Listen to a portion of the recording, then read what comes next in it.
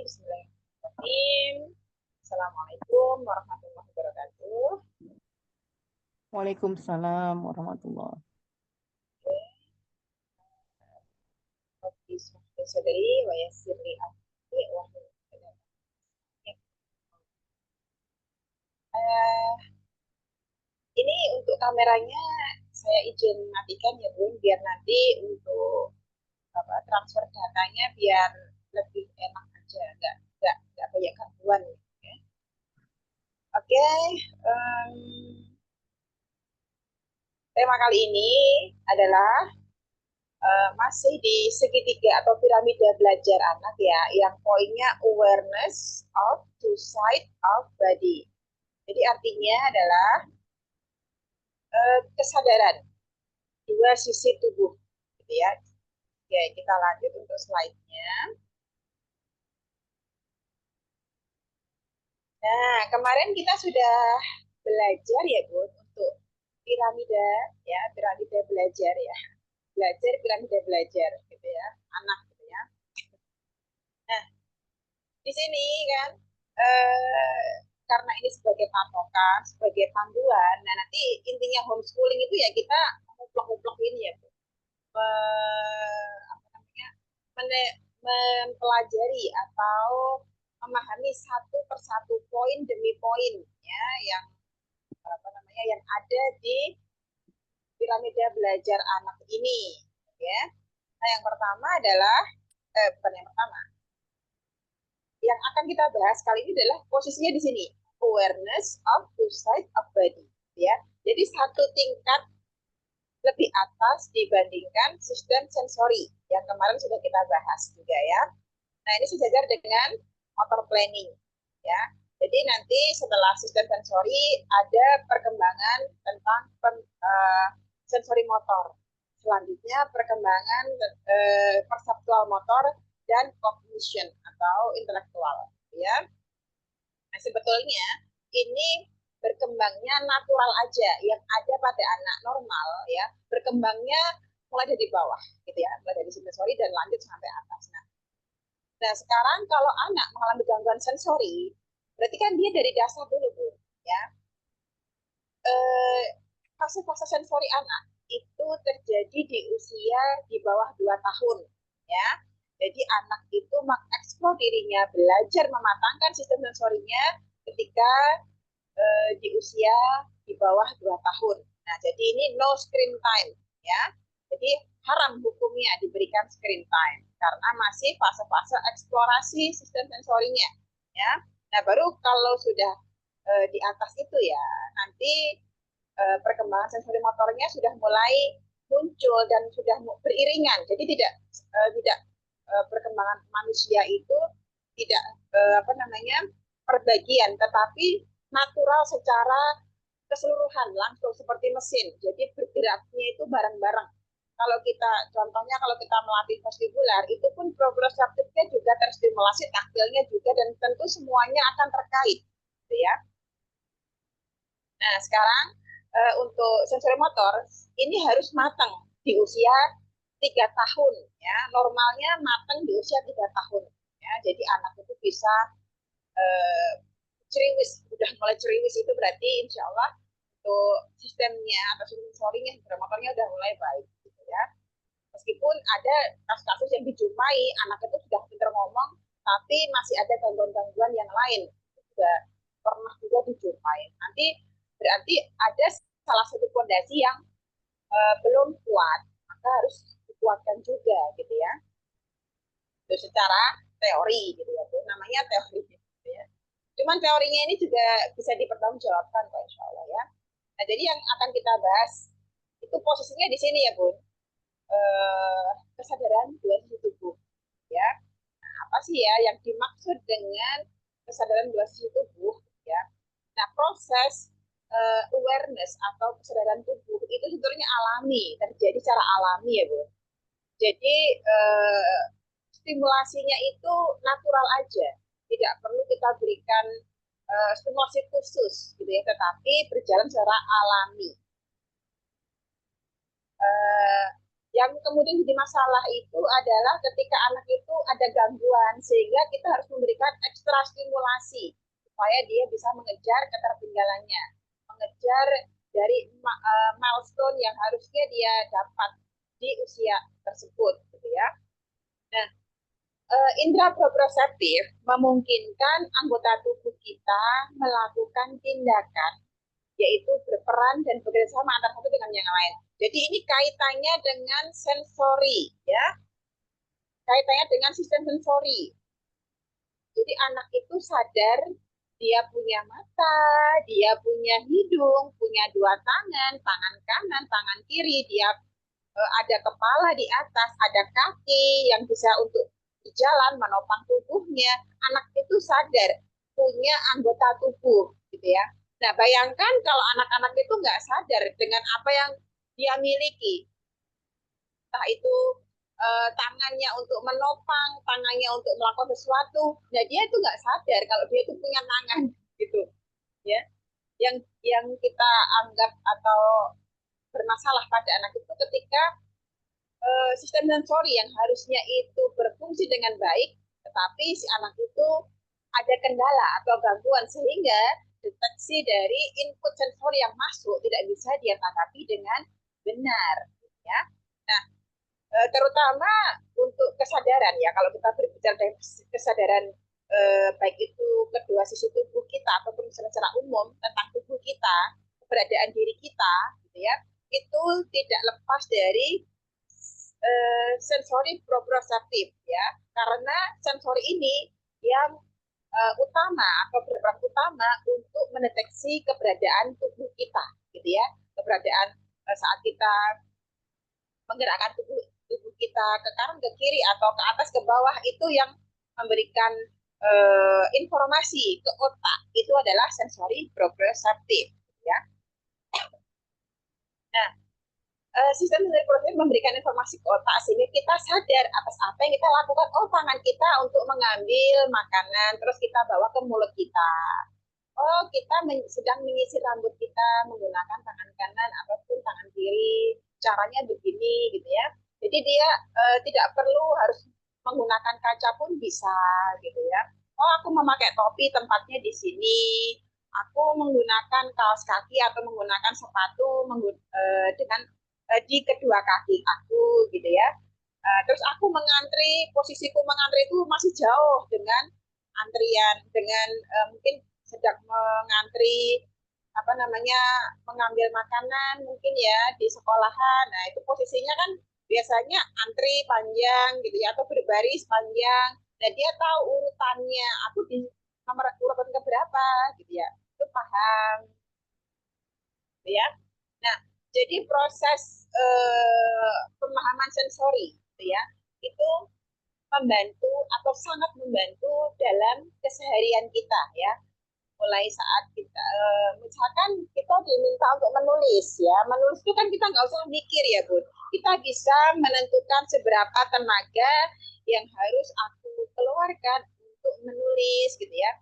Ketika kita menggoreskan pensil di kertas, itu kan tenaganya pas aja, tidak terlalu kekencangan ataupun tidak terlalu tipis sehingga kualitas tulisannya bagus, gitu ya, pas, gitu ya, tidak bolong atau tidak napak di bagian bawahnya, gitu ya. Jadi atau saat kita posisi eh, memakai sandal itu kan tidak perlu kita harus meraba dulu sandal itu terus memahami ini yang kan, ya, kalau itu kan kita secara otomatis karena sudah terbiasa, gitu ya. Nah, itu bisa kita lakukan tanpa harus berpikir, gitu kan, dalam kehidupan kita sehari-hari. Seperti menyisir rambut kan kita eh, tanpa harus melihat secara betul-betul posisi sisir kita di sebelah kanan atau sebelah kiri, terus cara menyisirnya dari depan ke belakang atau dari samping kanan ke samping kiri. Nah, itu kan kita nggak terlalu eh, harus melihat betul-betul, gitu ya. Kita cukup bisa menggerakkan, oh, tangan aku menyisir rambut aku yang ada di atas kepala. Itu udah bisa kita pahami, bisa kita rasakan, gitu ya. Nah, terus dia paham posisi antrian seperti yang sudah saya sebutkan tadi, ya. Slide-nya disimak, ya. Nanti kalau ada kendala jangan lupa langsung aja otomatis aja karena di sini hujan jadi mungkin saya nggak terlalu apa namanya, cepat merespon ya. Selanjutnya, nah saat sistem proprioceptif tidak bekerja, terus apa yang terjadi ya? Kalau kita sih ketika kita normal ya, posisinya normal, posisinya tidak ada gangguan sensori, artinya kita bisa menyikapi semua input sensori yang masuk itu dengan benar, ya, itu nggak ada kendala. Seperti yang Bunda lakukan sehari-hari, nggak perlu dikasih tahu ini yang kanan loh, dek, ini yang kiri, ayo ya dibetulkan cara apa memakai sandalnya atau ini cara menulisnya begini, cara pegang pensilnya begini deh, jangan begini, jangan menggenggam, tapi begini. Nah, itu kita nggak usah perlu diingatkan, otomatis bisa jalan. Ya. Nah, tetapi untuk anak-anak yang dengan gangguan sensori ini hubungannya dengan kesadaran tubuh ya Bu, kesadaran dari dua sisi tubuh, kan ya kan. Nah, jadi Bunda yang mungkin masih belum paham betul kaitannya, pasti kan kemarin sensori proprioceptif sudah kita bahas. Kenapa ini muncul lagi gitu ya? Mungkin ada yang bertanya begitu ya. Ini kaitannya dengan kesadaran sisi tubuh tadi. Kesadaran kedua sisi tubuh karena nggak bisa dipisahkan ya antara sistem sensori dengan kinerja tubuh kita. Ya. Nah, selanjutnya anak tidak bisa kalau memang sistem sensori rusak atau terganggu, anak tidak bisa mencerna informasi penting yang disampaikan atau yang ada di sekitarnya. Jadi anak itu masih merasa kesulitan. Ini yang benar yang mana? Maksudnya, Dek, nanti kalau menyeberang jalan, tengok kanan, tengok kiri. Jangan sampai ketabrak ya, jangan sampai ketabrak motor atau membahayakan yang lain gitu ya. Nah itu untuk anak-anak yang dengan gangguan sensori terutama yang proprioceptifnya masih terganggu banget ya, dia nggak paham ya. Itu padahal penting bagi eh, dia gitu ya. Tetapi dia nggak bisa mengindahkan informasi itu, gitu ya. Nggak bisa mencerna ya.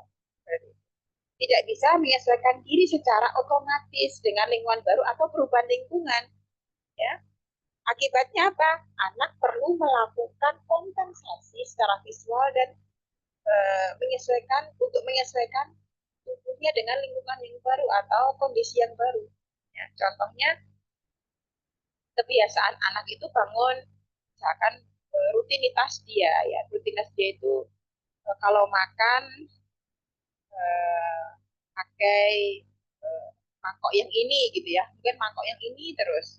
Nah, suatu hari mangkok yang ini pecah atau terkendala yang lain gitu ya. Akibatnya diganti mangkok yang lain. Itu dia sulit untuk mengadaptasikan dirinya, belum bisa menerima, belum bisa menerima. Aku nggak mau mangkok yang akhirnya tantrum. Akhirnya dia melakukan gerakan kompensasi yang terkadang itu tidak perlu dilakukan, cukup dengan apa namanya, kalau kita kan bisa aku nggak suka dengan ini, aku pakai yang ini aja atau maulah ya diajak negosiasi sama orang tua. Dek, nanti kalau mau makan pakai mangkok ini, habis habis makan kita apa bermain apa namanya kuda-kudaan ya, atau dikasih reward gitu ya. Nah tapi untuk anak-anak dengan gangguan sensori terutama yang progresnya bermasalah, dia tidak sadar dengan dirinya dan tentunya dia juga tidak bisa mentoleransi perubahan kondisi atau lingkungan yang baru bagi dia gitu ya. Mungkin diajak jalan ke pasar, jalan ke mall, jalan ke tempat yang ramai, dia tantrum atau dia menghindar atau dia malas di situ gitu ya. Tidak bisa menyesuaikan dirinya dengan kondisi yang ada yang baru itu. Jadi dia melakukan gerakan-gerakan kompensasi, entah itu dia eh, tambah hipernya atau dia tantrum atau dia eh, muncul perilaku stereotip yang lain gitu ya, mungkin saking girangnya dia mengipas-ipaskan tangannya atau dia kebingungan gitu ya, kadang kan seperti itu ya. Nah gambaran kasus anak yang mengalami kendala kesadaran tubuh gitu ya, Ini kan kaitannya dengan tadi sadar apakah anak itu paham dengan dirinya atau enggak, gitu. Seperti yang saya ucapkan tadi ya.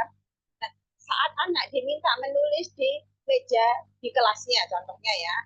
Nah, apa sih yang terjadi dengan anakku ya? Kok anakku ini, Bun, anakku ini kok kalau di kelas dia tidak mau duduk tenang, bahkan sukanya jalan-jalan. Kalau diberi aktivitas oleh gurunya atau tugas dari gurunya dia nggak mau ngerjakan atau malah bahkan apa menghindar gitu ya. Terus dia juga nggak mau main sama temennya, cenderungnya menyendiri. Terus kadang dia pukul temennya atau menggigit dan seterusnya. Perilaku-perilaku yang kadang dia munculkan gitu ya. Nah, apa sih yang terjadi pada diri mereka gitu ya ketika misalkan kita kasih tugas nggak harus menulis ya. Kalau di TK kan kadang gunting kah atau melipat kertas kah atau mewarnai dan seterusnya gitu ya. Terus anak merespon tidak sesuai dengan instruksi gitu ya. Nah, itu sebetulnya apa sih yang terjadi pada diri anak? Nah, kita kupas ya. Oke, yang pertama ketika kita minta anak untuk duduk ya, untuk duduk di kursi, dia si anak ini yang dengan gangguan sensori ini ya, terutama kalau gangguan sensori itu kan kalau dalam hal ini berbicara tentang kesadaran tubuh, anak belum bisa sadar karena sensori proprioceptifnya masih bermasalah. Tentu dengan diiringi dengan sensori-sensori yang lain yang bermasalah juga. Nah,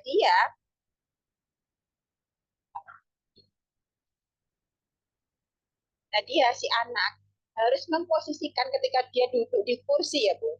Ketika anak ini duduk di kursi, dia harus memastikan atau dia harus sadar dulu memastikan keberadaan dirinya. Oh, aku ada di kursi dengan mungkin kakiku di atas apa namanya di atas sandaran kursi, posisinya di bawah, terus tanganku ada di sebelah kanan, sebelah kiri atau di meja, gitu ya. Kursinya ada sandaran dan dia harus memastikan bahwa aku tersandar di sandaran kursi ini dengan baik. Jadi dia harus satu persatu itu dia perlu berpikir gitu ya. Memastikan dirinya, keberadaan dirinya gitu. Oh, aku di kursi dan seterusnya. Terus ketika dia memegang kertas, eh, terkadang cara memegangnya itu pun juga belum bisa dengan smooth gitu ya. Kadang diremas atau disobek gitu ya. Atau cara memperlakukan kertasnya masih kesulitan gitu ya. Apalagi membuka kertas ya. Kalau dia masih ada gangguan sensori, gangguan motorik halus ataupun ya terutama ya gandengannya tentunya ya sensori, dia nggak bisa membuka kertas dengan dua jarinya, dengan jari-jarinya itu dia juga kesulitan. Apalagi dia nanti harus memegang pensil dengan baik atau dengan benar. Terus dia masih menyesuaikan instruksi dari gurunya, harus dipikir, dipahami pelan-pelan gitu ya untuk si anak ini. Apa sih yang dimaksud ini gurunya? Jadi dia hampir semua step by step yang dia lakukan itu harus dia pikirkan dulu. Dan memikirkannya itu tergantung dari kemampuan si anak gitu ya. Apakah cepat ataukah lambat gitu ya. Nah, kalau yang ada gangguan pemrosesan sensori kan tentu dia sulit gitu ya memikir bahwa oh aku harus menyadarkan kakiku di atas meja atau aku harus menaruh tanganku di atas meja ya. Terus oh memegang pensilnya seperti ini yang benarnya dia harus belajar apa namanya berpikir bagaimana menggoreskan pensil supaya tekanannya itu pas di kertas, tidak terlalu tebal dan tidak terlalu tipis. Dia harus memikirkan itu, bagaimana supaya caranya pas gitu ya. Terus dia juga harus merecall memorinya untuk membuat huruf-huruf gitu ya. Lengkungan garis-garis, membuat huruf A itu seperti apa, caranya bagaimana gitu ya. Dia masih sangat kesulitan juga. Terus dia merangkai kata dari huruf-huruf itu ya, belum lagi distraksi lain. Kalau dia ada gangguan untuk apa, sangat sensitif ya, hipersensitif ya dengan suara, dia mudah terdistraksi dengan suara yang di luar, entah itu suara klakson, suara sirine, mungkin kalau yang lewat di sekitarnya, atau kalau dia masih ada sensitivitas pada bagian visualnya, sedikit aja ada yang bergerak, dia terus mencari gitu ya, sangat mudah terdistraksi. Nah, apalagi disuruh mengerjakan tugas-tugas yang itu membutuhkan konsentrasi, atensi, anak masih sangat kesulitan gitu ya, belum bisa sampai taraf itu. Maka perlu belajar dari nol, dari bawah gitu ya. Seperti anak bayi itu loh, anak bayi itu kan nggak langsung apa namanya bisa, misalkan kita kasih mainan itu dia nggak langsung bisa memainkan kan, dia harus menjaga posisi tubuhnya supaya tegak dulu, duduk misalkan duduk nggak jatuh dulu gitu ya, dia harus memposisikan tubuhnya enjoy nyaman baru dia bisa beraktivitas. Kalau si anak ini masih ribut, masih belum selesai dengan kondisi dirinya, ya tentu ketika kita tambahi suatu aktivitas artinya dia harus berpikir ekstra, berpikir banyak, jadi dia akan stres. Karena untuk pengelolaan pemrosesan informasi dia overload gitu ya, tidak bisa cepat gitu ya, harus pelan-pelan dari bawah. Bahkan cara menggerakkan apa namanya, misalkan salah menghapus, itu cara menghapus bagaimana supaya pas aktivitas apa ya, menghapus huruf yang dihapus itu yang mana yang mungkin ada kesalahan tapi yang dihapus semuanya bukan yang salah aja. Nah itu kan kurang tepat juga ya, karena cara berpikirnya itu masih rumit ya Bu, pelan-pelan ya. Jadi maka kalau Bunda mengajarinya itu langsung seperti anak-anak TK mengenal huruf, mengenal angka, mengenal atau bahkan menulis, terkadang dia sangat kesulitan karena dia untuk mengurus dirinya aja dia masih sulit, nggak paham ini tanganku buat apa, kakiku buat apa, terus nanti kalau jatuh bagaimana, mungkin ya apa namanya, eh, yang dia pikirkan itu masih banyak gitu loh.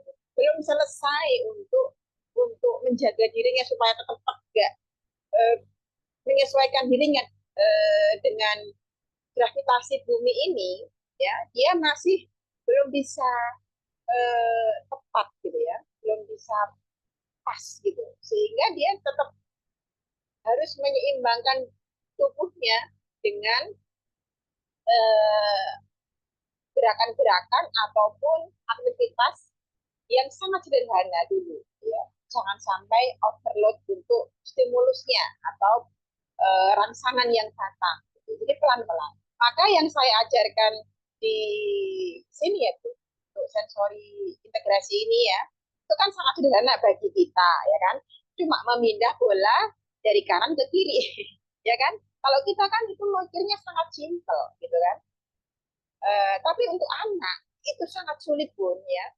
Ah cuma memegang aja terus memasukkan aja, masa susah gini aja nggak bisa itu kan mungkin kita gitu ya, dia harus duduk dulu tegak gitu ya, menjaga keseimbangan tubuhnya, terus dia mulai melihat mencari keberadaan bola itu di mana, sedangkan dia ada gangguan untuk visual field-nya, luas pandangnya. Terus ketika dia harus mengambil bola di dalam keranjang, mungkin kita tunjukkan, ambil ini deh, ambil bolanya satu gitu ya. Nah dia harus memegang bolanya, terus menggenggam pun kadang dia masih ada refleks primitif yang harusnya hilang di usia 3 bulan, dia masih ada. Apa itu refleks primitif ya? Refleks primitif yang masih ada untuk menggenggam itu grade refleks. Jadi mungkin Bunda tahu ya, ketika bayi itu kan dia suka menggenggam terus ya, menggenggam apa-apa digenggam sampai nggak lepas-lepas ya kan. Nah itu namanya gerak refleks, grade refleks ya, refleks untuk menggenggam ya kan, dan itu akan hilang sendirinya nanti di usia 3 bulan ya kan.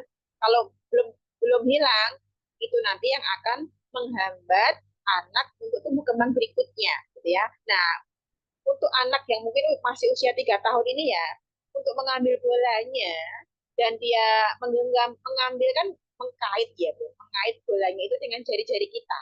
Nah, itu pun kadang belum bisa si anak gitu ya.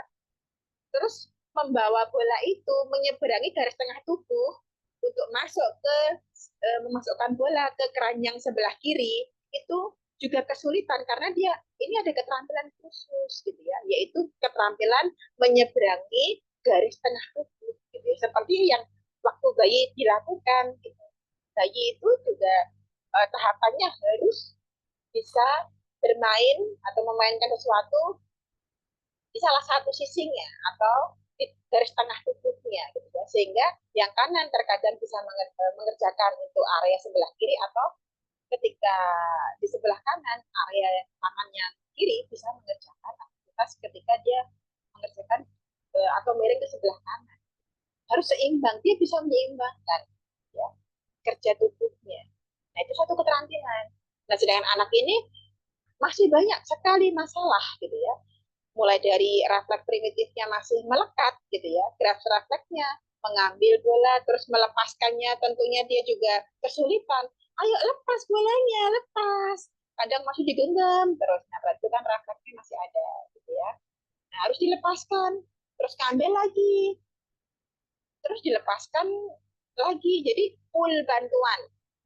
Kalau gitu gimana Bun, full bantuan? Nggak apa-apa, karena memang tahapnya masih seperti itu ya. Tahapnya masih dibantu.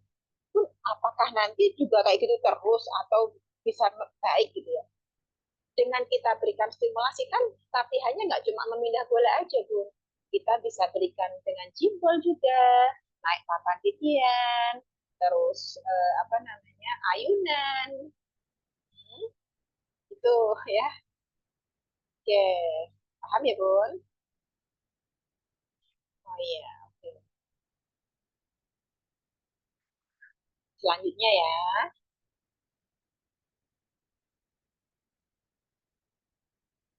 Semua kesulitan dialami setiap hari dan seperti ini yang dia lakukan seperti ini tuh hampir setiap hari pun dia alami gitu ya. Tentu Bunda kan merasa, aduh anakku ini kenapa ya kok sulit ya diajak aktivitas gitu ya. Kenapa ya anakku ini nggak paham apa-apa gitu. Ya karena dia masih ada gangguan itu, sistem pemrosesan sensorinya masih sulit bagi dia. Sehingga dia nggak paham apa-apa.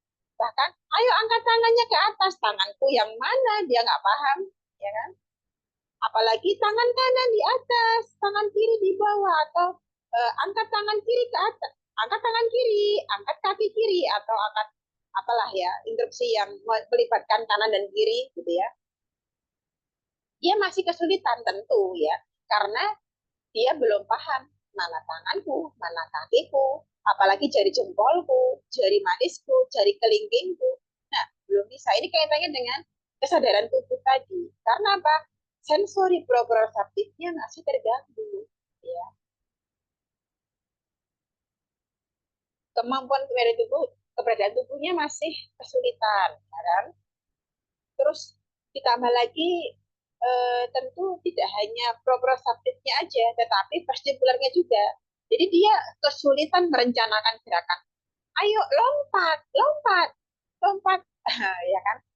Pun anakku belum bisa lompat pun. Gitu. Nah berarti dia belum bisa merencanakan gerakan. Aku melompat itu gimana? Dia bingung gitu ya.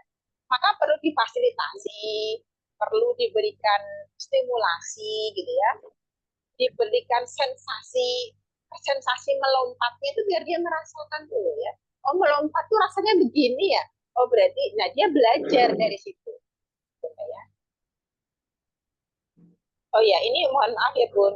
Eh untuk kan ini sedikit sedikit aja. Ini kan saya sewa Zoom itu 1 bulan gitu ya. Tetapi yang ngasih Zoom ngasih apa namanya yang menyewakan itu 2 minggu, nanti diperpanjang lagi 2 minggu gitu loh. Nah jadi ini nanti mungkin ada belum diperpanjang tapi sudah habis gitu ya. Maksudnya perpanjangan saya itu belum diperpanjang gitu loh maksudnya. Jadi mungkin nanti kalau Bunda terlempar keluar gitu ya, Nanti masuk lagi aja ya, masuk lagi nggak apa-apa ya. Linknya masih sama. Atau nanti saya share ulang juga nggak apa-apa kalau masih ada kendala. Jadi nanti biar saya urus dulu gitu ya. Oke. Nah selanjutnya eh, selain dia tidak bisa untuk merencanakan gerakan, dia juga tidak sadar dengan tubuhnya, gitu ya. Dia akan responnya akan terlihat. Dia mulai gelisah ketika kita berikan mainan atau kita berikan tugas, dia pengennya kabur aja, gitu ya. Karena dia merasa nggak bisa, gitu ya. Dia juga tidak yakin, dia merasa kewalahan, dia merasa canggung atau kaku ketika melakukan aktivitas yang kita berikan.